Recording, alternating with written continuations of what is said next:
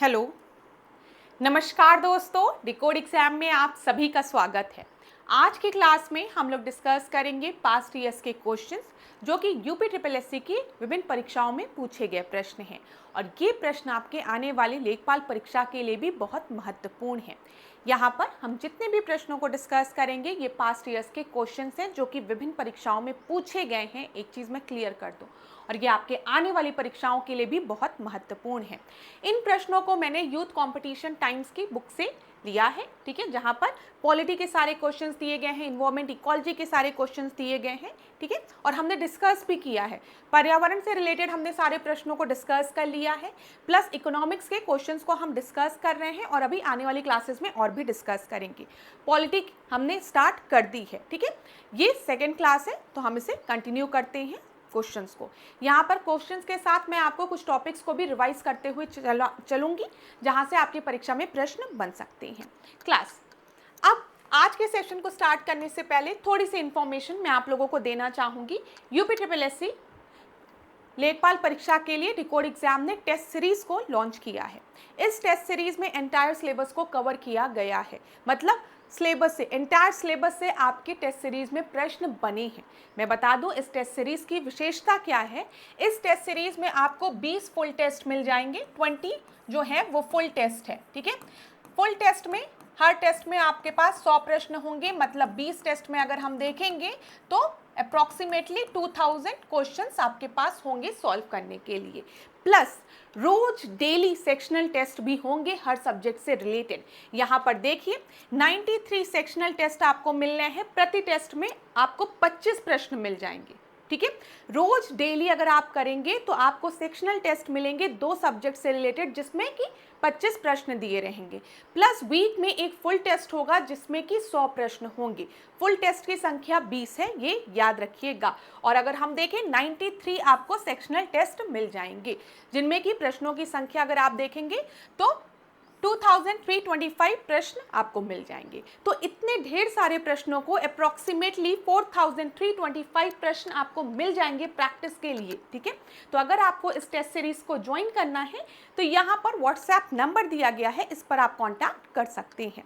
चलिए अब आज की क्लास को स्टार्ट करेंगे मेरे साथ, ऐश्वर्या सिंह के साथ। यहाँ पर हम सबसे पहले प्रश्न को देखते हैं। क्लास में प्रश्नों के साथ टॉपिक भी रिवाइज कराते हुए चलूंगी ताकि हम लोग रिवर्स इंजीनियरिंग करें। प्रश्नों के माध्यम से हम सिलेबस को रिवाइज करेंगे। तो यहाँ पर 41 प्रश्न को देखिए क्या दिया गया है। भारतीय संविधान की स्वतंत्रता, समानता और बंधुत्व के आदर्श कहाँ से लिए गए हैं। बोला गया है लिबर्टी, इक्वालिटी और फ्रैटर्निटी की अगर हम बात करें तो हमारे कॉन्स्टिट्यूशन में ये प्रोविजंस हमने कहाँ से लिए हैं। ग्रीक, अमेरिकी, रूसी या फ्रांसीसी। तो यहाँ पर आपका सही उत्तर जो है वो है ए, ठीक है, ए आपका सही उत्तर है। अब एक चीज मैं आपको बता दूं, चाहे आप आरओ की परीक्षा दे रहे हो, यूपी पीसीएस की परीक्षा दे रहे हो, बीईओ की परीक्षा दे रहे हो, या फिर यूपी ट्रिपल एससी की किसी भी परीक्षा मतलब एग्जाम में आप अपीयर हो रहे हो, source of constitution is very important. हमारे संविधान में कौन सा प्रोविजन कहाँ से लिया गया है ये हमेशा पूछा जाता है और विभिन्न परीक्षाओं में पूछा जाता है। तो जिन्होंने अभी तक नहीं पढ़ा है वो पढ़ लीजिए, ठीक है। अभी मैं 1-2 चीज़ें आपको रिवाइज करा दूंगी जहां से प्रश्न बनते हैं। जैसे परीक्षा में कई बार पूछा जाता है कि हमारे संविधान में संशोधन की प्रक्रिया ये हमने कहाँ से ली है। तो याद रखिएगा, संविधान संशोधन की प्रक्रिया और राज्यसभा के सदस्यों का निर्वाचन, ये दोनों जो प्रोविजन है वो हमने कहां से लिया है, दक्षिण अफ्रीका से लिया है। ये याद रखिएगा, वेरी इंपॉर्टेंट, ठीक है। दूसरा देखिए, जब हम सोवियत संघ की बात करते हैं तो मूल कर्तव्य हमने कहां से लिए हैं, सोवियत संघ से लिए हैं। और प्रस्तावना जब आप पढ़ेंगे तो प्रस्तावना में हम सामाजिक, आर्थिक और राजनीतिक न्याय की बात करते हैं, ठीक है। हम social, political and economical justice की बात करते हैं। ये प्रोविजन हमने कहां से लिया है, तो याद रखिएगा सोवियत संघ से लिया है। जर्मनी की अगर हम बात करेंगे तो आपातकाल के समय जो हमारा मूल अधिकार है उनका निलंबन होता है, इमरजेंसी का प्रोविजन हमने कहां से लिया है, तो ये भी याद रखिएगा जर्मनी से लिया है। फिर फ्रांस के अगर हम बात करें संविधान से हमने क्या क्या लिया है, तो अभी हमने देखा मैंने आपको बताया इक्वालिटी फ्रैटर्निटी की हमने बात की है, लिबर्टी इक्वालिटी और फ्रैटर्निटी की। स्वतंत्रता, समानता और बंधुत्व का सिद्धांत हमने कहाँ से लिया है? फ्रांस के संविधान से। जापान के संविधान से प्रोसीजर एस्टैब्लिश्ड बाय लॉ, विधि द्वारा स्थापित प्रक्रिया, ये याद रखिएगा, पूछा जाता है, वेरी इंपॉर्टेंट, याद रखिएगा क्लास। अगर अभी तक नहीं पढ़ा है तो पढ़ जरूर लीजिएगा। चलिए अगला प्रश्न देखते हैं हम। भारत के संविधान की प्रस्तावना को कहा जाता है, तो भारत के संविधान की प्रस्तावना को हम क्या कहते हैं? आमुख कहते हैं। ए आपका सही उत्तर है। आगे बढ़े। भारतीय संविधान की प्रस्तावना का मूल उद्देश्य सुरक्षित करना है, तो मूल उद्देश्य क्या है हमारे प्रियम्बल का? ये पूछा गया है। सभी व्यक्तियों के लिए मौलिक अधिकारों को सुरक्षित करना? नहीं। भारत के नागरिकों के मौलिक कर्तव्यों को सुरक्षित करना, सरकारी कर्मचारियों की सेवा की सुरक्षा करना, या फिर लास्ट, व्यक्ति की गरिमा तथा राष्ट्र की एकता तथा अखंडता को सुरक्षित करना, यूनिटी एंड इंटीग्रिटी की बात की गई है ना। तो यहाँ पर ये बिल्कुल एकदम सही है, डी आपका सही उत्तर होगा। जब भी हम प्रस्तावना की बात करेंगे तो प्रस्तावना में व्यक्ति की तो बात की गई है, साथ ही साथ हमने राष्ट्र की एकता तथा अखंडता को भी सुरक्षित करने की बात कही है। क्लियर? चल, डी आपका सही उत्तर होगा। अब देखो, कॉन्स्टिट्यूशन में हम प्रियम्बल को देखते हैं, प्रस्तावना को देखते हैं। सबसे पहले यहाँ पर पावर किसके पास है? बताओ, पावर किसके पास है? We the people of India, ठीक है, हम भारत के लोग। शक्ति किसके पास है? लोगों के पास है, ठीक है। भारत को किस तरीके का बनाना चाहते हैं हम क्या चाहते हैं हमारा देश किस तरीके का हो? तो प्रभुत्व संपन्न, समाजवादी, पंथ निरपेक्ष, तांत्रात्मक और गणराज। हम बात करते हैं सोवरेन, सोशलिस्ट, सेकुलर और डेमोक्रेटिक रिपब्लिक की। ध्यान रखिएगा, जिसमें से आपके परीक्षा में प्रश्न बनता है कि ये जो सोशलिस्ट और सेकुलर टर्म है, ये जो समाजवादी और पंथ निरपेक्ष शब्द है, ये हमारे प्रस्तावना में किस संविधान संशोधन द्वारा जोड़ा गया था? तो आप क्या बताएंगे? हमारे प्रस्तावना में 42nd कॉन्स्टिट्यूशनल अमेंडमेंट एक्ट के तहत सोवरेन और सोशलिस्ट शब्द को जोड़ा गया था, समाजवादी और पंथ निरपेक्ष शब्द को जोड़ा गया था, ठीक है।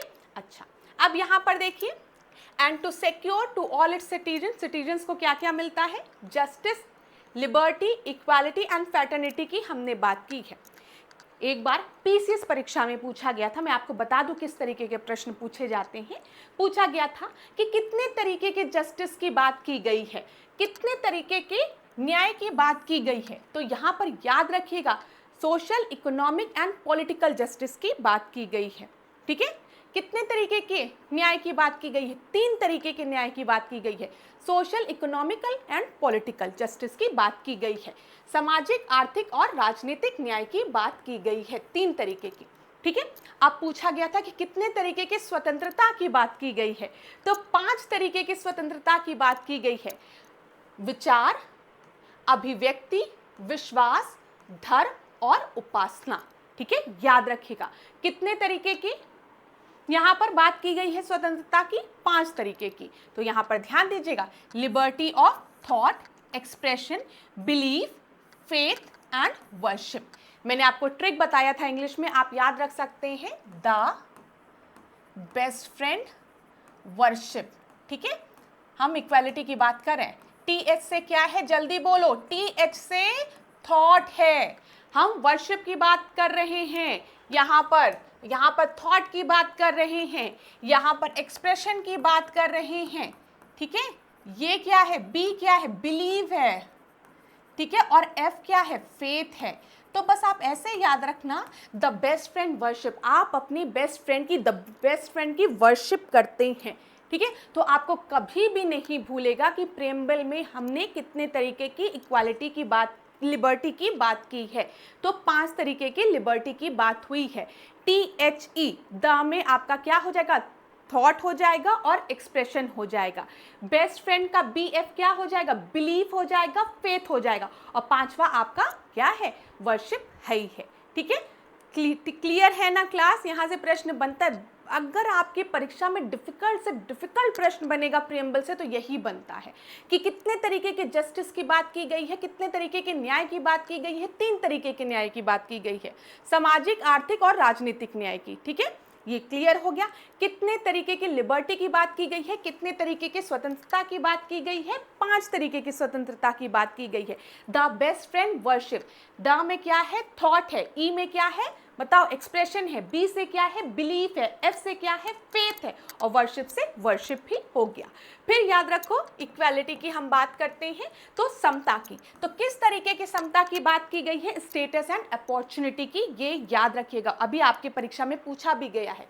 प्रतिष्ठा और अवसर की समता की बात की गई है, ठीक है, क्लियर है। और उसके बाद हम देखते हैं पैटर्निटी की बात की गई है, ठीक है। ये सारे पॉइंट्स जो मैं आपको बता रही हूं ये बहुत ही महत्वपूर्ण हैं। यहाँ पर ध्यान दीजिएगा, हम unity and integrity of the nation की बात करते हैं। परीक्षा में प्रश्न बनता है कि इंटीग्रिटी शब्द जो है, यहाँ पर अखंडता शब्द जो है, वो हमारे प्रियम्बल में किस संविधान संशोधन द्वारा जोड़ा गया है, तो वो भी 42nd कॉन्स्टिट्यूशनल अमेंडमेंट एक्ट द्वारा जोड़ा गया है।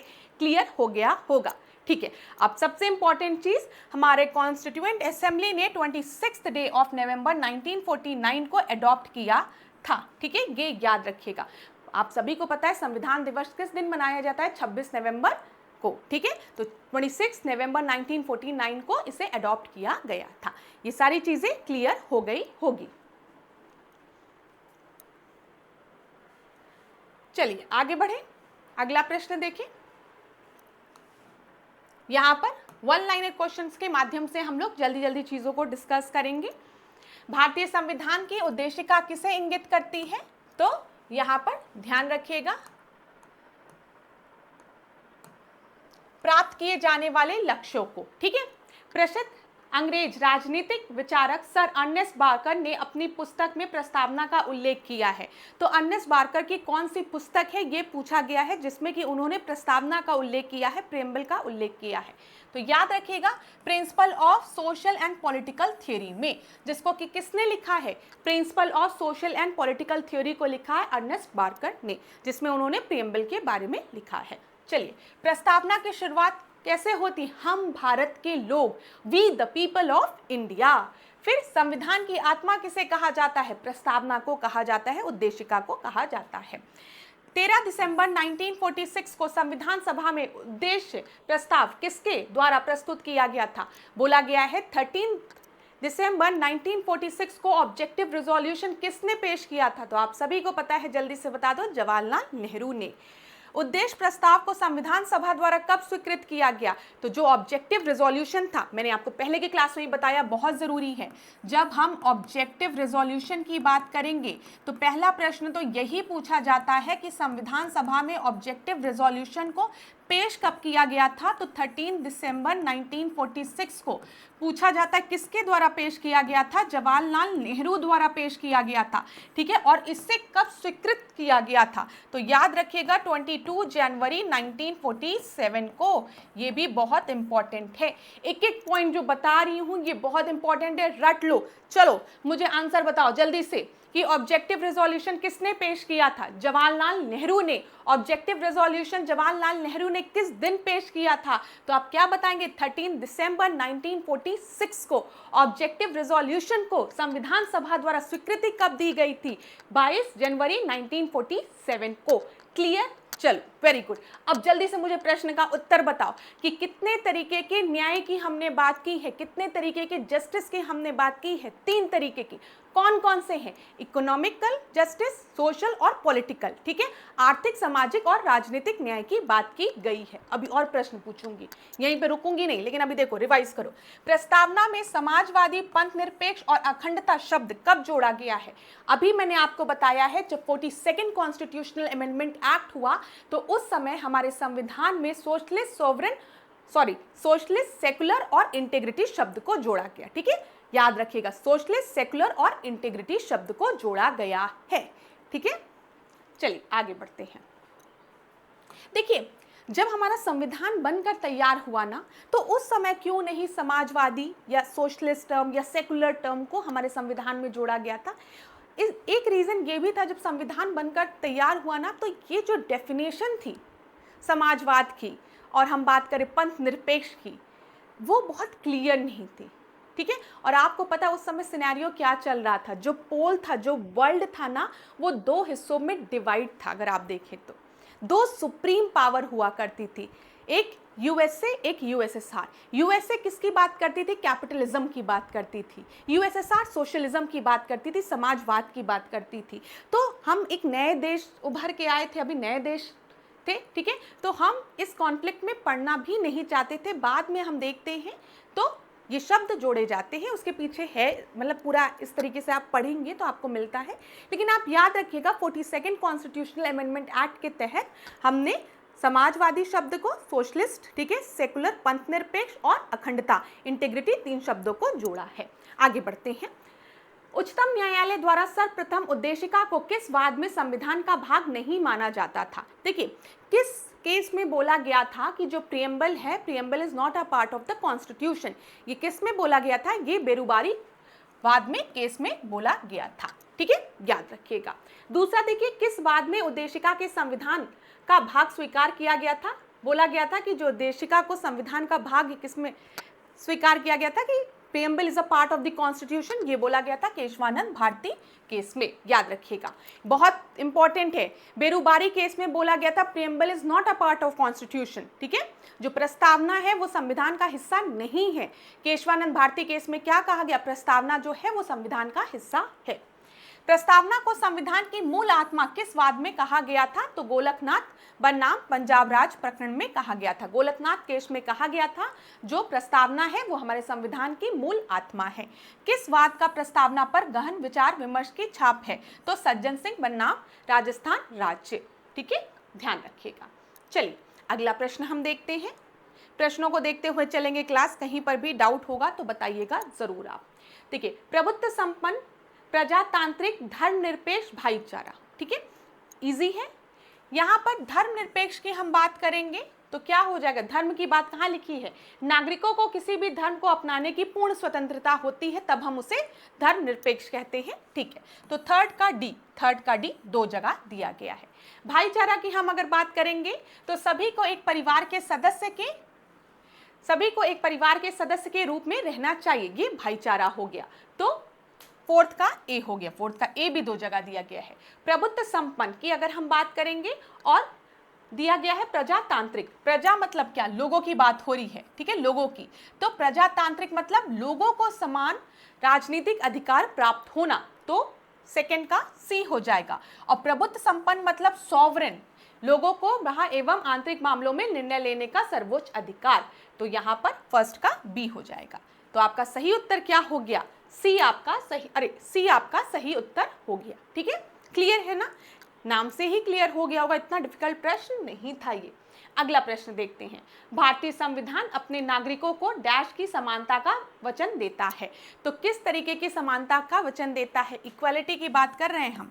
मैंने अभी थोड़ी देर पहले आपको जब प्रियम्बल पढ़ाया है तो मैंने आपको बताया है वहां पर स्टेटस एंड अपॉर्चुनिटी की बात की जाती है, ठीक है, इक्वालिटी में, ठीक है, याद रखिएगा। तो यहां पर आपका सही उत्तर क्या हो गया? हैसियत और अवसर, ठीक है, बी आपका सही उत्तर हो गया। स्टेटस एंड अपॉर्चुनिटी की बात की जाती है इक्वालिटी में। अगला देखिए, निम्नलिखित में से किसको संविधान की आत्मा के रूप में माना जाता है? तो जल्दी से बता दो, संविधान की आत्मा के रूप में हम किसे मानते हैं? प्रस्तावना को मानते हैं। सी आपका सही उत्तर है। अब इसको ध्यान से देखिएगा। सबसे पहली चीज, अगर आपसे परीक्षा में पूछा जाएगा कि किस केस में बोला गया था जो प्रस्तावना है, जो प्रियम्बल है, वो संविधान का हिस्सा नहीं है, ठीक है, preamble is not a part of constitution. तो ये बोला गया था बेरुबारी केस में, ठीक है, 1960 के बेरुबारी केस में बोला गया था preamble is not a part of constitution, ठीक है, ये चीज क्लियर हो गई। फिर उसके बाद 7 साल बाद बोला गया कि प्रस्तावना संविधान की मूल आत्मा है, ठीक है, मूल आत्मा है, जो प्रस्तावना है वो हमारे संविधान की मूल आत्मा है। ये किस केस में बोला गया था? तो गोलकनाथ केस में बोला गया था। ये याद रखिएगा। गोलकनाथ केस कब आया था? 1967 में। ये भी बहुत इंपॉर्टेंट है, ठीक है। इसके बाद हम देखते हैं प्रस्तावना संविधान का अभिन्न अंग है, मतलब preamble is a part of constitution. ये किस केस में बोला गया था? केशवानंद भारती केस में बोला गया था 1973 में। याद रखिएगा, केशवानंद भारती केस कौन सा है? जिसमें बेसिक स्ट्रक्चर की बात की गई है, doctrine of basic structure. Doctrine of basic structure क्या कहता है? हम अपने संविधान में तब तक संशोधन कर सकते हैं जब तक कि हमारे संविधान की जो मूल संरचना है उसमें किसी भी तरीके का परिवर्तन ना हो। तो केशवानंद भारती केस में बोला गया था संविधान में संशोधन हो सकता है, लेकिन ये ध्यान में रखते हुए होना चाहिए कि जो हमारे संविधान की मूल संरचना है, बेसिक स्ट्रक्चर है, वो गड़बड़ ना हो। ठीक है, तो ध्यान रखिएगा, ये भी याद रखिएगा। जब हम बात करते हैं बेरुबारीवाद की, बेरुबारी केस की, तो ये 1960 में था। ठीक है, 1967 में हम देखेंगे तो गोलकनाथ केस। ठीक है, 1973 में हम देखेंगे तो केशवानंद भारती केस। उसके बाद मुंबई बनाम भारत संघ में हम देखेंगे तो उच्चतम न्यायालय ने धारणा प्रस्तुत किया कि उद्देशिका संविधान का भाग है। ठीक है, 1964 वाले केस में। तो ये याद जरूर रखिएगा, यहाँ से आपके परीक्षा में प्रश्न बन सकता है, पूछ सकता है उच्चतम न्यायालय ने किस केस में यह प्रस्तुत किया था कि प्रियम्बल जो है वो संविधान का भाग है। तो आप याद रखिएगा, मुंबई बनाम भारत संघ केस 1964 में। ठीक है, क्लियर है? आगे बढ़ते हैं। फंडामेंटल राइट्स, मौलिक अधिकारों से रिलेटेड प्रश्नों को देखते हैं। भारतीय संविधान का निम्नलिखित में से कौन सा अनुच्छेद विशेष रूप से शैक्षणिक संस्थानों की स्थापना सहित अल्पसंख्यकों के अधिकारों की सुरक्षा से संबंधित है? तो बताइए, अल्पसंख्यकों के अधिकारों की सुरक्षा से संबंधित कौन सा आपका आर्टिकल है? 18, 15, 19, 32। तो यहाँ पर आपका जो सही उत्तर है वो है ई। ठीक है, कोई नहीं है, ई आपका सही उत्तर है। अब ध्यान दीजिएगा, जब हम आर्टिकल 14 से 18 की बात करते हैं तो इसमें समानता का अधिकार की बात हम करते हैं, राइट टू इक्वालिटी। ठीक है, राइट टू इक्वालिटी, ध्यान रखिएगा, समानता के अधिकार की बात होती है। 19 से 22 की जब हम बात करते हैं तो इसमें आपके राइट टू फ्रीडम का अधिकार है, स्वतंत्रता का अधिकार है। 23वें से 24वें के बीच में अगर हम बात करेंगे 23-24 में, तो इसमें राइट अगेंस्ट द एक्सप्लॉयटेशन की बात की गई है, शोषण के विरुद्ध अधिकारों की बात की गई है। 25 से 28 अगर हम देखेंगे तो धर्म की स्वतंत्रता की बात की गई है, फ्रीडम ऑफ रिलीजन की बात की गई है। 29 से 30 हम देखेंगे, 29 से 30 तो संस्कृति और शिक्षा संबंधित अधिकार की बात की गई है। ठीक है, याद रखिएगा, कल्चरल एंड एजुकेशनल राइट की बात यहाँ पर की गई है। और 32 को अगर हम देखेंगे तो संवैधानिक उपचारों का अधिकार, कॉन्स्टिट्यूशनल रेमेडीज की बात की गई है। वेरी इंपॉर्टेंट, फिर बोलूंगी, तुम लोग को लगेगा कि ऐश्वर्या मैम क्यों इतना एम्फेसिस दे रही है, क्लास यही सब टॉपिक है जहां से आपकी परीक्षा में प्रश्न बनता है। तुम किसी भी परीक्षा के प्रश्न को देख लो, चाहे यूपीपीसीएस देखो, चाहे यूपी ट्रिपल एससी देखो, चाहे इलाहाबाद हाई कोर्ट के एग्जाम्स देखो, जो भी वो कंडक्ट करा रहे हैं, सब में यहीं से प्रश्न बना है। जब भी हम संविधान की बात करेंगे, हमारे संविधान में कौन कौन सा प्रोविजन किन किन कंट्रीज से लिया गया है, कई बार पूछा गया है और अभी भी पूछा जाता है और स्टूडेंट्स गलत करके आते हैं। ठीक है, ध्यान रखिएगा। फिर हम बात करें मौलिक अधिकारों की बात करें, फंडामेंटल राइट्स की बात करें, वहां से प्रश्न बनता ही बनता है। प्रियम्बल की बात करें, प्रश्न बनता ही बनता है। मैंने आपको बता दिया सबसे इजी प्रश्न प्रियम्बल का क्या पूछेगा। प्रियम्बल का सबसे इजी प्रश्न पूछ लेगा कि प्रियम्बल में आपका जो सेकुलर टर्म है या सोशलिस्ट टर्म है, इंटीग्रिटी टर्म है, उसको किस संविधान संशोधन द्वारा जोड़ा गया है। तो ज्यादातर बच्चे सही करके आएंगे, बता के आएंगे 42nd कॉन्स्टिट्यूशनल अमेंडमेंट एक्ट द्वारा जोड़ा गया है, एकदम सही है। ठीक है, डिफिकल्ट प्रश्न पूछना होगा तो पूछेगा कि किस केस ने कहा था प्रियम्बल जो है वो संविधान का हिस्सा नहीं है, और किस केस ने कहा था कि जो प्रियम्बल है वो संविधान का हिस्सा है, ये प्रश्न पूछ लेगा। या फिर पूछ लेगा हमारे प्रस्तावना में कितने प्रकार के न्याय की बात की गई है, कितने प्रकार की स्वतंत्रता की बात की गई है, कितने प्रकार की समानता की बात की गई है। तो ये डिफिकल्ट प्रश्नों में आ जाएगा, लेकिन प्रश्न तो यही सब पूछे जाते हैं, चाहे कोई भी परीक्षा दे लो। ठीक है, ये याद रखना। फिर यहाँ पर मूल अधिकारों में आप देखते हैं पूछा जाता है राइट टू इक्वालिटी की बात किन किन आर्टिकल्स में की गई है। ठीक है, फिर पूछ लिया जाता है, अच्छा राइट टू इक्वालिटी में 14th वाला आर्टिकल जब देखोगे तो यहाँ पर इक्वालिटी बिफोर लॉ की बात की गई है और इक्वल प्रोटेक्शन ऑफ लॉ की बात की गई है। ठीक है, दोनों याद रखना, ये बोला जाता है इक्वल प्रोटेक्शन ऑफ लॉ और equality before law.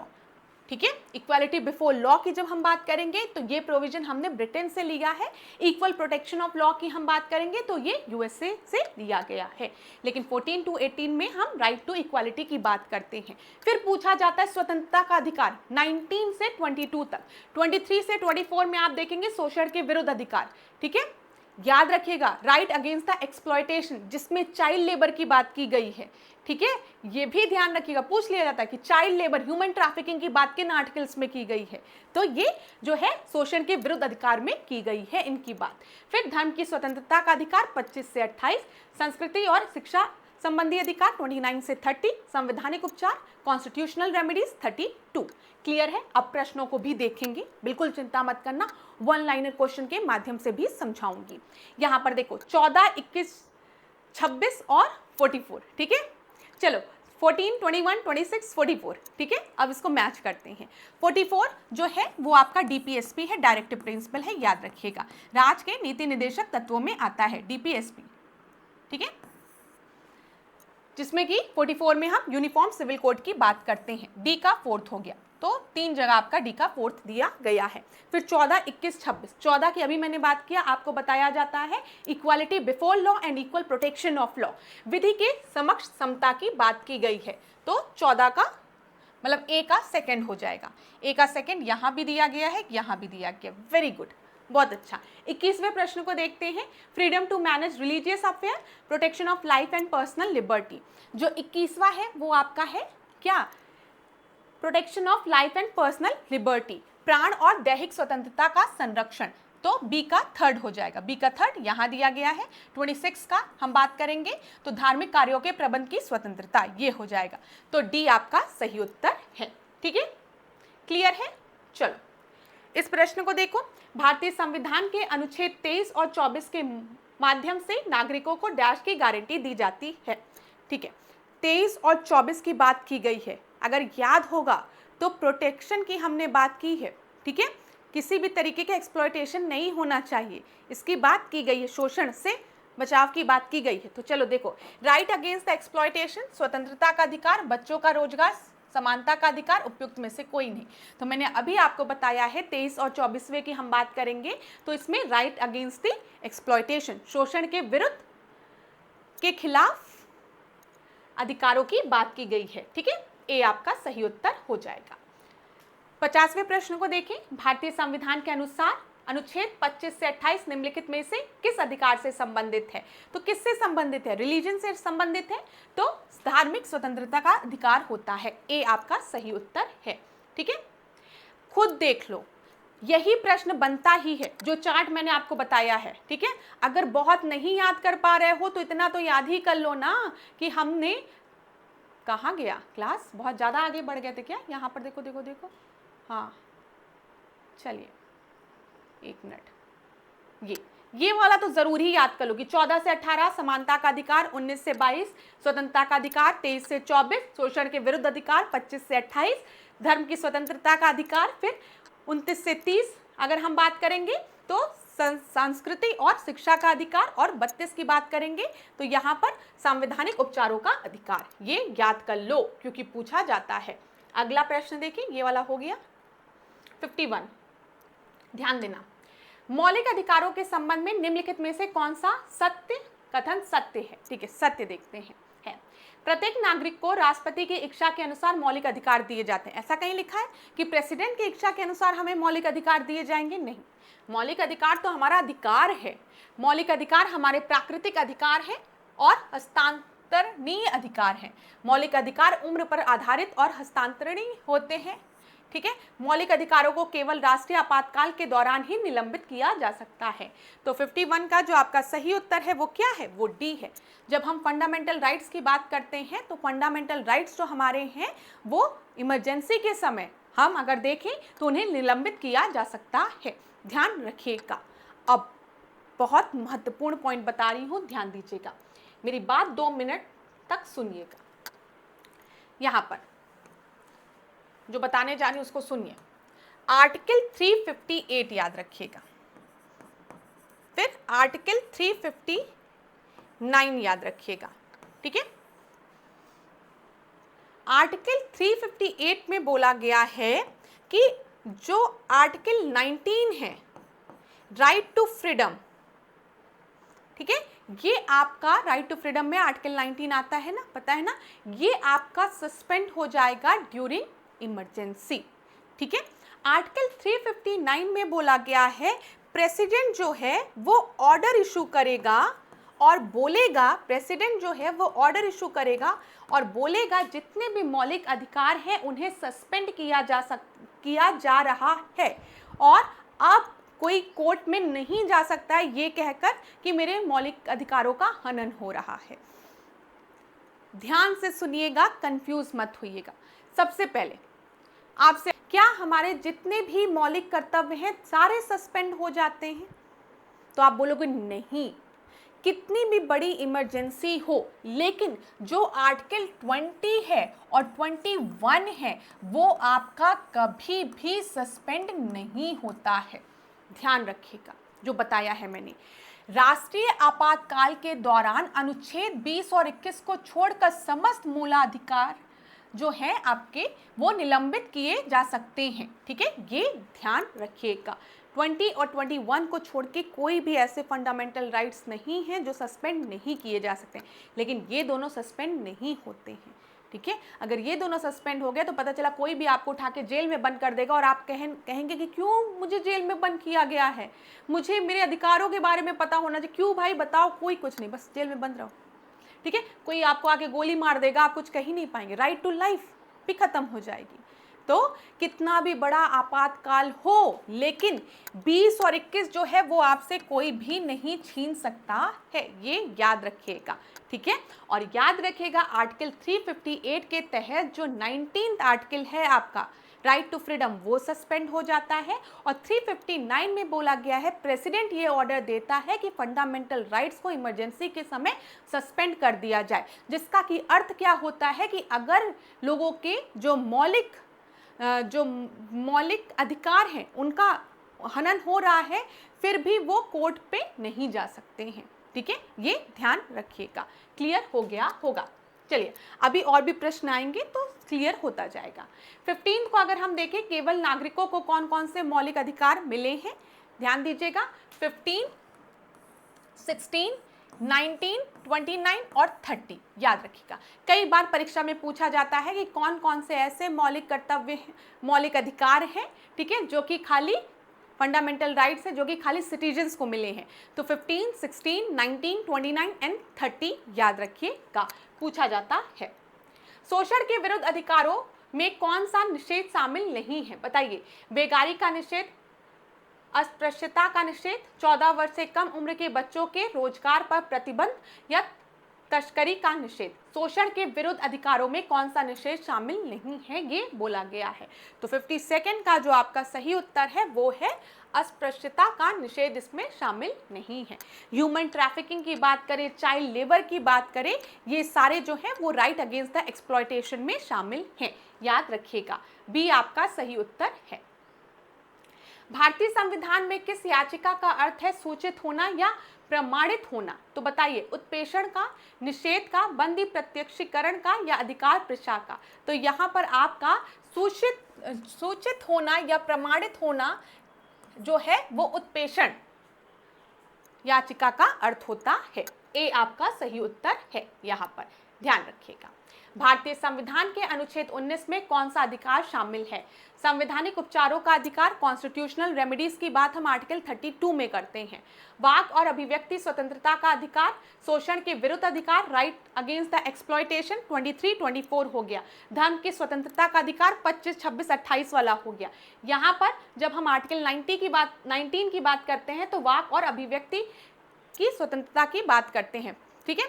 Freedom of speech and expression की बात यहाँ पर की जा रही है। तो बी आपका सही उत्तर हो गया, ठीक है क्लास, ध्यान रखिएगा। चलिए, निम्नलिखित में से कौन सा अनुच्छेद अल्पसंख्यकों के हितों का संरक्षण के लिए है? तो बताइए, माइनॉरिटीज के संरक्षण के लिए है। 30, 26, 27, 29। तो 55 का जो आपका सही उत्तर है वो है 29, ठीक है, ध्यान रखिएगा। यहाँ पर आप देखिए जब हम संस्कृति एवं शिक्षा संबंधी अधिकार की बात करते हैं जो कि 29 से 30 है, उसमें हम माइनॉरिटीज के राइट्स की बात करते हैं। ठीक है, यहाँ पर आर्टिकल 29 में अल्पसंख्यकों के हितों का संरक्षण की बात की गई है। ठीक है, ध्यान रखिएगा। 30 की अगर हम बात करें तो यहाँ पे शैक्षणिक संस्थाओं की स्थापना और प्रशासन में अल्पसंख्यक वर्गों के अधिकार की बात की गई है, माइनॉरिटीज के राइट्स की बात की गई है 29-30 में। ठीक है, कल्चरल एंड एजुकेशनल राइट में, याद रखिएगा। चलिए 56 देखिए, डैश के पास मौलिक अधिकार को लागू करने की शक्ति होती है। तो किसके पास मौलिक अधिकार को लागू करने की शक्ति होती है?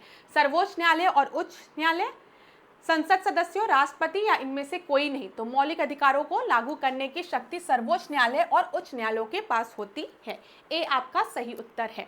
ध्यान दीजिएगा, 2 आर्टिकल्स मैं आपको बताऊंगी, आर्टिकल 32 और आर्टिकल 226। अगर आपके मौलिक अधिकारों का हनन हो रहा है, ठीक है, आपको लगता है कि आपके मौलिक अधिकारों को आपसे छीना जा रहा है, तो आप सुप्रीम कोर्ट के पास जा सकते हैं। किस आर्टिकल के तहत? आर्टिकल 32 के तहत। आपको पता है आर्टिकल 32 जो है वो क्या है? कॉन्स्टिट्यूशनल रेमेडीज की यहाँ पर बात की गई है। तो बोला गया है जब भी आपके मौलिक अधिकारों का हनन होता है तो आप सर्वोच्च न्यायालय जा सकते हैं आर्टिकल 32 के तहत।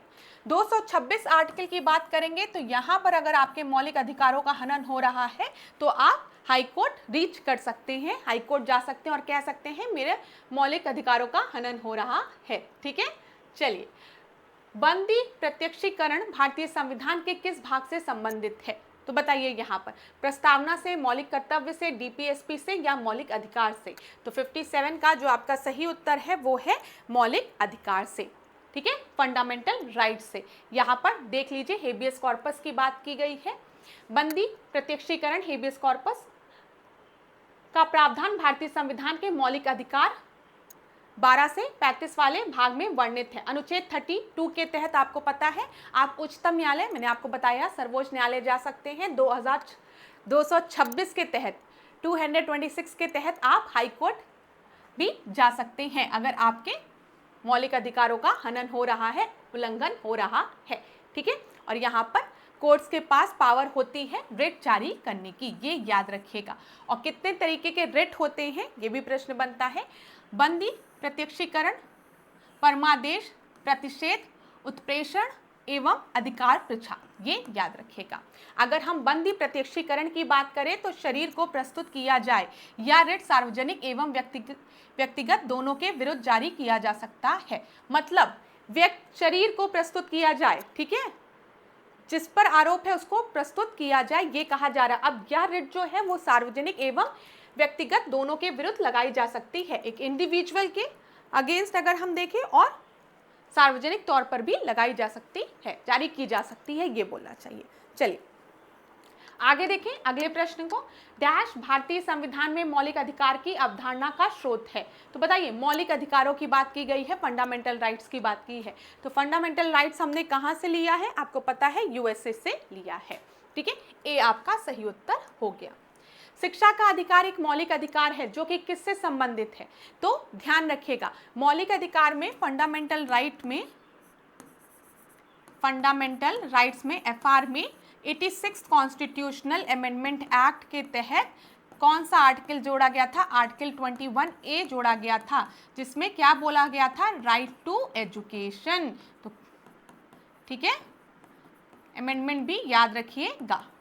तो यहाँ पर ए आपका सही उत्तर हो गया। आगे बढ़े। सर्व शिक्षा अभियान का उद्देश्य किस आयु समूह के बच्चों में शिक्षा को प्रोत्साहित करना है?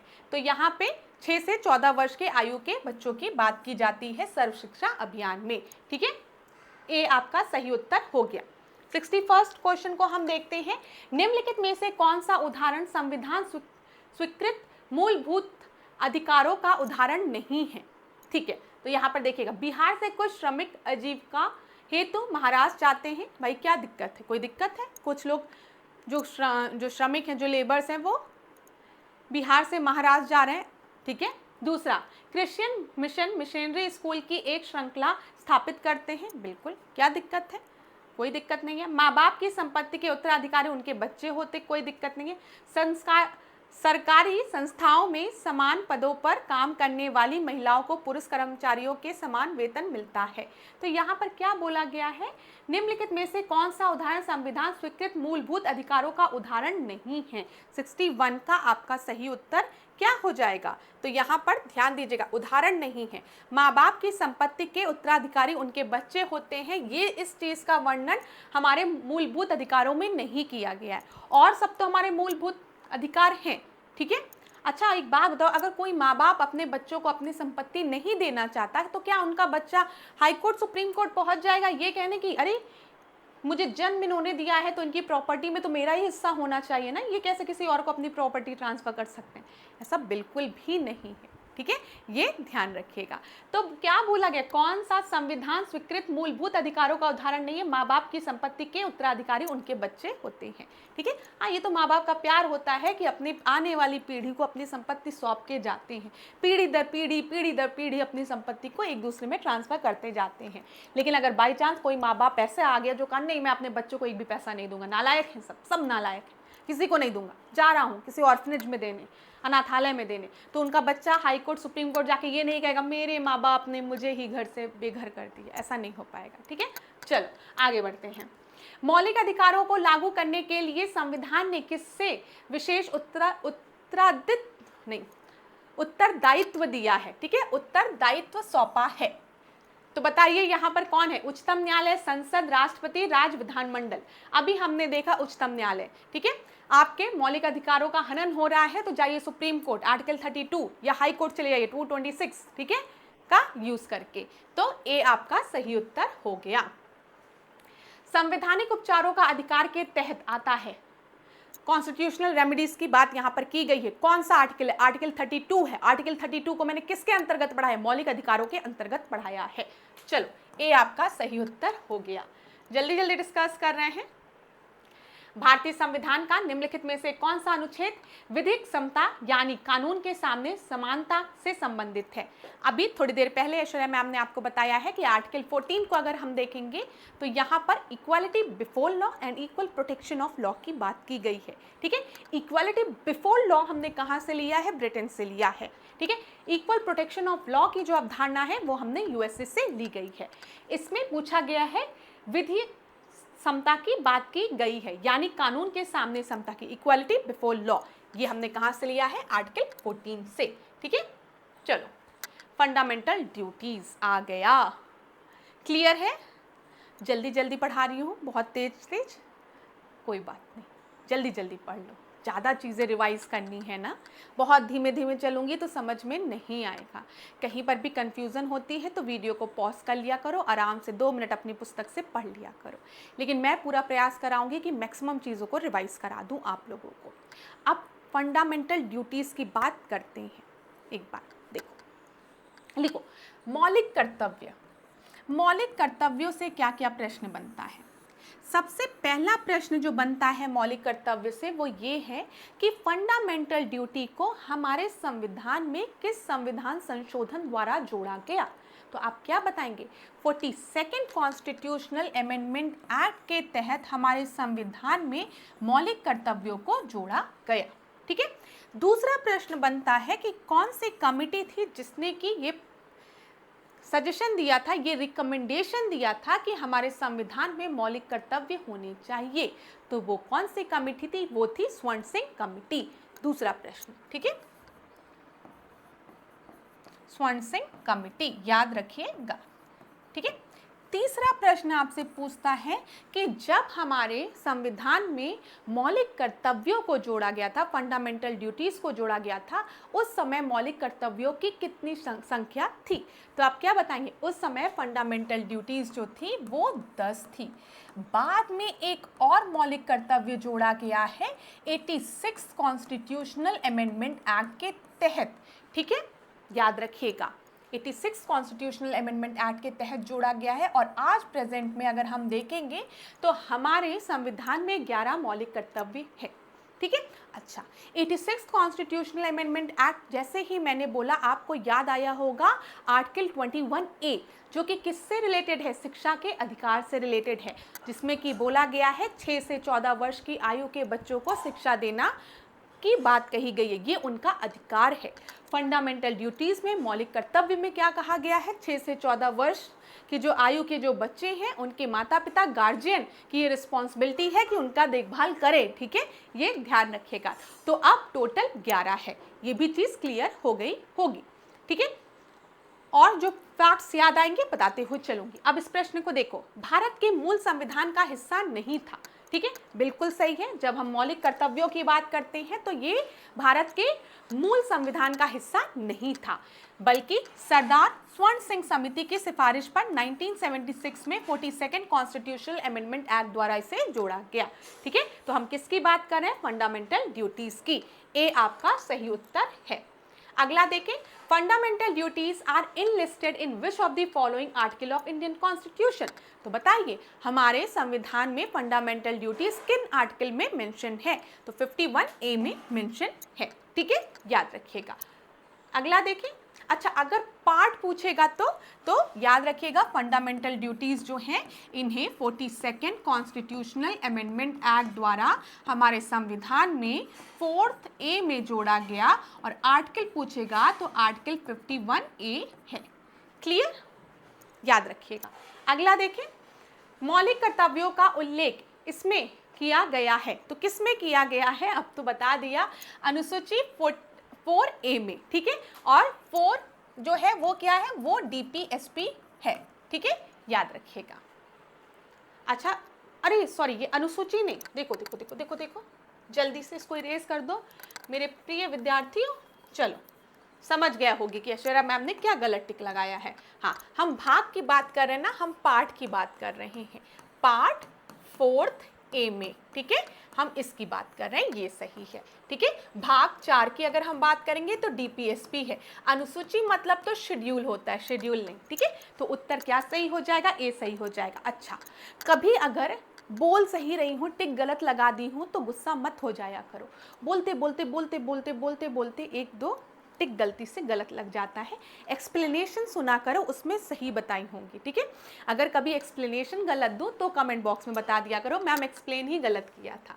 चलो, तो ए आपका सही उत्तर है। मुझे भी टेंशन हो जाती है, अब आपको क्या लगता है, मैं इतने लोगों को पढ़ा रही हूँ और इसमें कुछ गलती से भी कुछ गलत निकल जाए तो रात भर नींद नहीं आती, अरे यार गलती से निकल गया, ठीक है, तो टेंशन बनी रहती है। तो आप लोग उसको अगर ऐसा टिक विक ऊपर नीचे हो जाया करो तो थोड़ा ध्यान दिया करो। चलो, निम्नलिखित में से कौन से मौलिक कर्तव्य हैं, कौन कौन से मौलिक कर्तव्य हैं, सार्वजनिक संपत्ति की सुरक्षा करना, वैज्ञानिक दृष्टिकोण और मानववाद विकसित करना, भारत की संप्रभु अखंडता और एकता की रक्षा करना। तो 68 का आपका सही उत्तर क्या हो जाएगा, बताइए। ये सभी जो है वो मौलिक कर्तव्यों में हैं। सार्वजनिक संपत्ति की सुरक्षा की बात, पब्लिक प्रॉपर्टी की सुरक्षा की बात हमने की है, वैज्ञानिक दृष्टिकोण और मानववाद विकसित करना ये भी बात की है, साइंटिफिक टेम्पर की बात की गई है, भारत की संप्रभुता अखंडता और एकता की रक्षा करना ये भी, तो ए आपका सही उत्तर हो गया।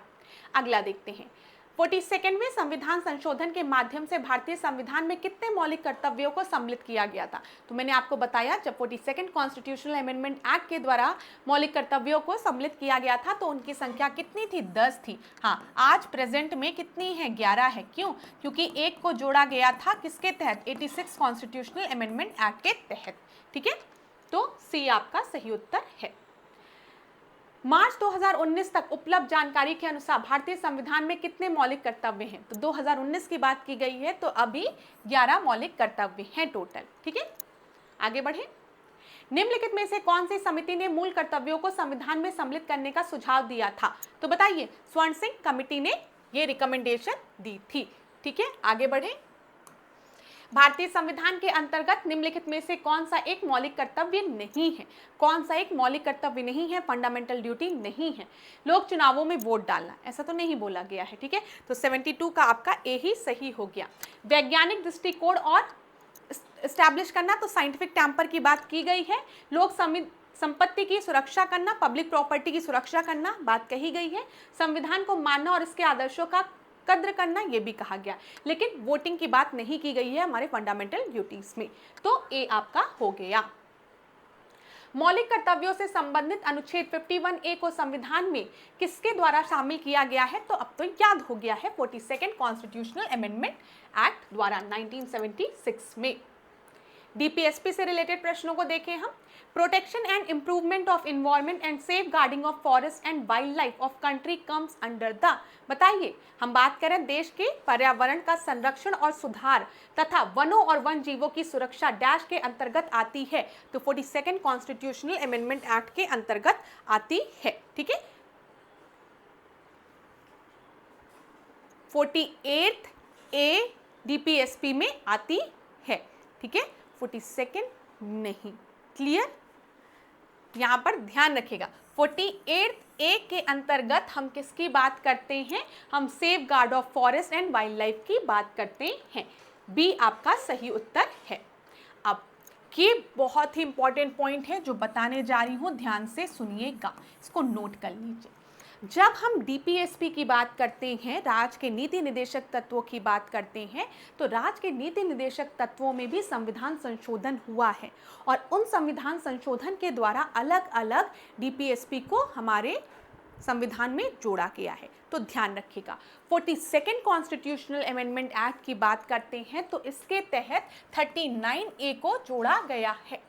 39 का उपखंड 4 जोड़ा गया है। ठीक है, 39A, 43B और 48A ये तो जोड़ा ही गया है। 39A, 43A और 48A इन तीनों को 42nd कॉन्स्टिट्यूशनल अमेंडमेंट एक्ट द्वारा डीपीएसपी में जोड़ा गया है, याद रखिएगा।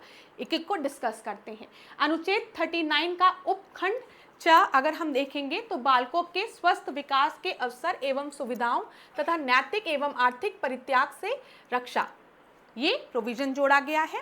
फिर 39A में समान न्याय और निःशुल्क विधि सहायता की बात की गई है। ठीक है, याद रखिएगा। यहाँ पर उद्योगों के प्रबंधन में कर्मकारों का भाग लेना, ठीक है, 43A में जोड़ा गया है। 48A में पर्यावरण, वन तथा वन जीवों की रक्षा करना। तो 42nd कॉन्स्टिट्यूशनल अमेंडमेंट एक्ट के तहत 39A, 43A और 48A को जोड़ा गया है, याद रखिएगा। फिर 44th कॉन्स्टिट्यूशनल अमेंडमेंट एक्ट को जब हम देखेंगे तो इसके तहत आर्टिकल 38 में क्लॉज 2 को जोड़ा गया है, जो कि क्या कहता है? राज्य आय की असमानताओं को कम करने का प्रयास करेगा तथा प्रतिष्ठा, अवसर एवं सुविधाओं की असमानता को समाप्त करना। ठीक है, ये ध्यान रखिएगा। फिर 86 के तहत क्या हुआ था? 45 का प्रतिस्थापन हुआ था। 97 में क्या जोड़ा गया है? 43B को जोड़ा गया है, जो कि किससे रिलेटेड है? कोऑपरेटिव सोसाइटी से, सहकारी समिति के गठन की बात की गई है यहाँ पर। तो इसका स्क्रीनशॉट आप लोग ले लीजिए, मैं इसको क्लीन कर देती हूँ। किस कॉन्स्टिट्यूशनल अमेंडमेंट के तहत कौन सा डीपीएसपी जोड़ा गया है? किस संविधान संशोधन द्वारा कौन सा राज्य का नीति निर्देशक तत्व जोड़ा गया है? ये आपके परीक्षा के लिए महत्वपूर्ण है। ठीक है, याद रखिएगा, स्क्रीनशॉट ले लीजिए, पढ़ लीजिएगा इसको। 75वें प्रश्न को देखते हैं। यहाँ पर article 44 of the constitution state that the state shall endeavor to secure these citizens are dashed throughout the territory of India। तो बताइए, यूनिफॉर्म सिविल कोड की बात की गई है। अभी थोड़ी देर पहले मैंने आपसे डिस्कस किया है, जब हम अनुच्छेद 44 की बात करते हैं तो उसमें यूनिफॉर्म सिविल कोड की बात की गई है। पूरे क्षेत्र में राज नागरिकों के लिए यूनिफॉर्म सिविल कोड, समान नागरिक संहिता सुरक्षित करने का प्रयास करेगा। तो डी आपका सही उत्तर है। ठीक है, तो क्लास, ये आज के सेशन का आखिरी प्रश्न था। आज हमने कुछ इंपॉर्टेंट प्रश्नों को डिस्कस किया जो कि पॉलिटी से रिलेटेड थे। एक बार कमेंट बॉक्स में मुझे ज़रूर बता दीजिएगा ये क्लास आपको समझ में आ रही है कि नहीं, क्योंकि मेरा जानना बहुत ही ज़रूरी है कि जो क्लासेस मैं अपने विद्यार्थियों के लिए ले रही हूँ वो उनके लिए हेल्पफुल है भी कि नहीं। ठीक है, आपके कमेंट्स में पढ़ती हूँ तो मुझे आइडिया लगता है कि और कौन कौन से लेक्चर्स आपके लिए अभी मुझे कवर करने हैं। अभी RO की क्लासेस चल रही है इलाहाबाद हाई कोर्ट की, जिसमें हमने पॉलिटी को डिस्कस किया है। अब आने वाले क्लासेस में हम वहाँ पे आधुनिक भारत के प्रश्नों को डिस्कस करेंगे, जैसा कि आप लोग ने बोला है। ठीक है, आप लोग ने कमेंट किया, इसीलिए अब मैं आधुनिक भारत को स्टार्ट करूंगी। UPSSC लेखपाल परीक्षा के लिए जो क्लासेस है वो आपके लिए हेल्पफुल है कि नहीं, ये भी मुझे बताइएगा। आप में से कई स्टूडेंट कह रहे थे मैम लेखपाल वाली भी क्लासेस लीजिए, तो आज मैंने इस क्लास को इसीलिए लिया है। ठीक है, और अगर कहीं पर भी डाउट होता है, परेशानी होती है, कोई बात जो मैंने बताई हो नहीं समझ में आई हो, तो आप मुझे कमेंट बॉक्स में बता सकते हैं। दूसरी चीज़, किन किन टॉपिक्स को, किन किन सब्जेक्ट्स में आपको दिक्कत होती है, वो चीज़ आप मुझे कमेंट बॉक्स में बताइए। आने वाले क्लासेस में हम उन टॉपिक्स को, उन सब्जेक्ट्स को पास्ट ईयर्स के क्वेश्चंस के माध्यम से कवर करेंगे। पास्ट ईयर्स के क्वेश्चंस को जब मैं कवर करती हूँ तो बहुत से इंपॉर्टेंट फैक्ट्स भी मैं आपको बताते हुए चलती हूँ, जहाँ से आपकी परीक्षा में प्रश्न बनता है। तो ओवरऑल रिवीजन हम यहाँ पर कराते हैं पास्ट ईयर्स के क्वेश्चंस के माध्यम से, ठीक है। तो रेगुलर क्लासेस को ज़रूर देखा करिए, ज़रूरी है। कभी कभी ऐसा होता है कि एक क्लास में बहुत व्यू आ जाते हैं, दूसरे क्लास में आते ही नहीं हैं, फिर तीसरे क्लास में आप मैसेज करते हो कि मैम क्लास ही नहीं हो रही है। तो अगर ये परेशानी होती है कि आपको समझ ही में नहीं आ रहा कि क्लास कब अपलोड हो रही है, कितने बजे अपलोड हो रही है, कहाँ पर अवेलेबल होगी, तो ये भी मुझे बताइए, जो भी परेशानियाँ हैं आपको बताइए। अब आज के सेशन को यहीं पे एंड करेंगे, लेकिन लास्ट में ऐश्वर्या मैम एक ही चीज़ जाते जाते आप लोग से कहेंगी कि इस पूरी तैयारी के दौरान आपको सबसे पहला विश्वास खुद पर रखना है, ठीक है। तो स्वयं पर विश्वास रखिए, अपने ईश्वर पर, जिसकी भी आप प्रार्थना करते हो, ठीक है, जिसके भी सामने आपका मस्तिष्क झुकता हो, ठीक है, उन पर भरोसा रखिए, ठीक है। अपने माता पिता के आशीर्वाद पर भरोसा रखिए और परिश्रम करिए, ठीक है, मेहनत करिए, सफलता आपको ज़रूर मिलेगी क्लास। और स्वास्थ्य का ध्यान दीजिए, मुस्कुराते रहिए। कोई भी डाउट होगा तो कमेंट बॉक्स में बताइएगा। धन्यवाद क्लास।